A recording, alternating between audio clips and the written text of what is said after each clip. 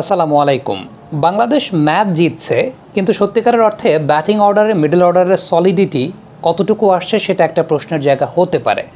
জাকের আলী অনিক এবং নুরুল হাসান সোহান এই দুজন ব্যাটসম্যানের একটা কমন বৈশিষ্ট্যের জায়গাটা হচ্ছে দুজন ব্যাটসম্যানই পেস বোলিংয়ের এগেনস্টে যথেষ্ট স্বাচ্ছন্দ্যপূর্ণ, কিন্তু যখনই স্পিনার আসছে, বিশেষ করে কোয়ালিটি স্পিনার আসছে, সেই সময়ে বেশ কিছু ভালনারেবিলিটি লক্ষ্য করা যায়। আমরা যদি একটু পরিসংখ্যানের আলোকে শুরুতে আলোচনা করি, তারপরে টেকনিক্যাল বিশ্লেষণটা করব।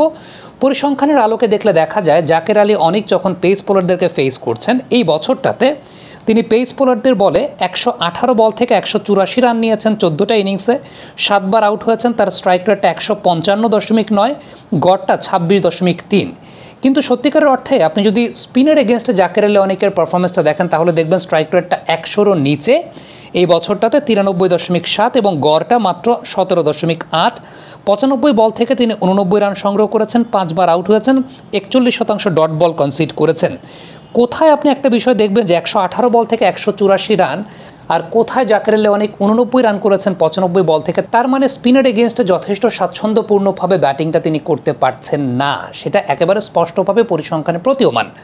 নুরুল হাসান সোহান, যদিও তাকে এই কয়েকটা ম্যাচ দিয়ে বিশ্লেষণ করা যাবে না খুব বেশি, তারপর আমরা যদি দেখি যে পেস বোলিংয়ের এগেনস্টে এবং স্পিনের এগেনস্টে পার্থক্যটা কিন্তু অনেক বেশি মাত্রায়।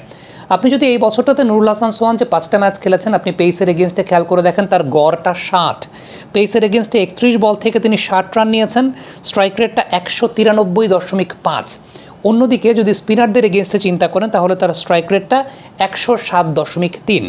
কোথায় 193.5 এবং কোথায় 107.3, এবং একবারই তিনি আউট হয়েছেন এই বছরটাতে ফেরত আসার পর, এবং একবারই তিনি স্পিনার এগেনস্টেই আউট হয়েছেন। আমরা দেখতে পেয়েছি সাইম আইয়ুবের বলে তিনি আউট হয়েছিলেন। এখন মূলত প্রবলেমটা আসলে কোথায়? এবার আমরা যদি একটু টেকনিক্যাল বিশ্লেষণের জায়গাটায় যাই, যে দুজন ব্যাটারই আমরা দেখতে পেয়েছি যে পেসের এগেনস্টে যথেষ্ট স্বাচ্ছন্দ্যপূর্ণ, কিন্তু স্পিনার এগেনস্টে অনেক বেশি মাত্রায় ভালনারেবল।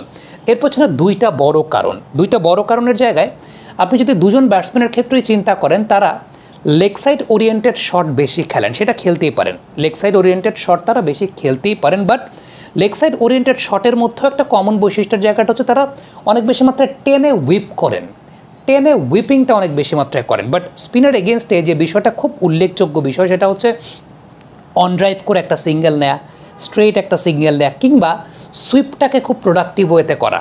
সুইপটা প্রোডাক্টিভ ওয়েতে করার জায়গাটাতে সোহান বলি কিংবা জাকের আলী অনিক বলি, দুজনের মধ্যে একটা ভালনারেবিলিটির জায়গা আছে। এটা তো আমি লেগ সাইডের শটের কথা বলছি। দুজন ব্যাটসম্যানেরই বৈশিষ্ট্য জায়গায় টানতে পছন্দ করেন খুব ভালো, বেশ টানেন, বাট সুইপটা প্রমিনেন্টলি করা এবং ড্রাইভের জায়গাটাতে অন ড্রাইভ, নিচের দিকে অন ড্রাইভ থেকে 2 বের করা বা সিঙ্গেল বের করা, এই জায়গাটাতে একটা ভালনারেবিলিটির জায়গা আছে।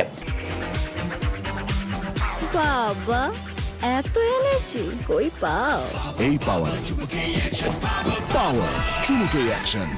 দ্বিতীয়ত আরেকটা বিষয়, সেটা হচ্ছে এক্সট্রা কাভার জোনটাকে ব্যবহার করা। আমরা মুশফিকুর রহিম বলি, মাহমুদুল্লাহ রিয়াদ বলি, এই বৈশিষ্ট্যটা দেখতাম তাদের মধ্যে। স্টাম্প করিডোরের বল, নর্মালি যে বিষয়টা হয় এখনকার টি-20 ক্রিকেটে স্পিনাররা কিন্তু স্টাম্পটাকে টার্গেট করে বোলিং করে থাকেন, ব্যাটসম্যানকে রুম দেন না। স্কোয়ার ড্রাইভ বা স্কোয়ার কাট করার খুব বেশি অপশন থাকে না, আনলেস অর আনটিল আপনি ম্যানুফ্যাকচার্ড সরে গিয়ে স্কোয়ার ড্রাইভ করছেন, সরে গিয়ে স্কোয়ার কাট করছেন। কিন্তু আমরা বিশ্বের বড় বড় ব্যাটসম্যান যারা আসলে স্পিনার এগেনস্টে ডমিনেট করেন, তাদের একটা কমন বৈশিষ্ট্য দেখে যে উইকেটের বলটাকে একটু সরে গিয়ে এক্সট্রা কাভার দিয়ে উড়িয়ে মারা, এক্সট্রা কাভার জোনটাকে ব্যবহার করা। এই বিষয়টা আমরা এই দুই ব্যাটসম্যানের মধ্যে অনেক বেশি মাত্রায় কম দেখতে পাই।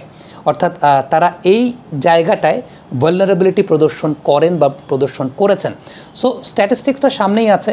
সো বাংলাদেশ ম্যাচ জিতছে ঠিকই, কিন্তু সত্যিকারের অর্থে যে কতটুকু স্টেবল ব্যাটিং বাংলাদেশ করতে পারছে, কতটুকু স্টেবল ব্যাটিং বাংলাদেশের হচ্ছে, সেটা একটা অনেক বড় প্রশ্নের জায়গা কিন্তু তৈরি করে। আমরা যদি চিন্তা করি যে টার্গেটটা আমরা 150-160 চেস করছি, সেই টার্গেটটা যদি 170-80 চেস করতে হয়, তখন কি আসলে আফগানিস্তানের সঙ্গে আমরা এই ম্যাচগুলো জিততাম কিনা? কারণ ব্যাটিং অর্ডারের এমন ভঙ্গুর দশা, বিশেষ করে মিডল অর্ডারে, আর স্পিনার এগেনস্টে এই স্ট্রাগলের জায়গাটা সবচাইতে বেশি। স্পিন খেলার ওয়ের জায়গাটা আমার কাছে মনে হয় এইখানেই ব্যাটসম্যানদের অনেক বেশি মাত্রায় শার্প হওয়াটা খুব জরুরি। কমেন্ট বক্সে আপনাদের মন্তব্য মতামত জানতে চাই।